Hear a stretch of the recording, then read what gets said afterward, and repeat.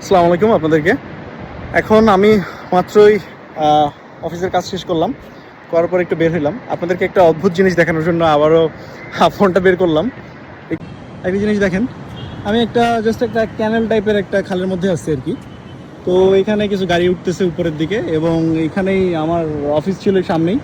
তো এখানে যে বিল্ডিংটা, এখানে আমি একটু দাঁড়ালাম। এই পুরো রাস্তাটার মধ্যে কোনো ময়লা আমি এখন পর্যন্ত দেখলাম না। অথচ যদি এটা আমাদের বাংলাদেশ হতো, তাহলে কি হতো যে এই জায়গাতে চিপস, চকলেট, আরও অনেক কিছু।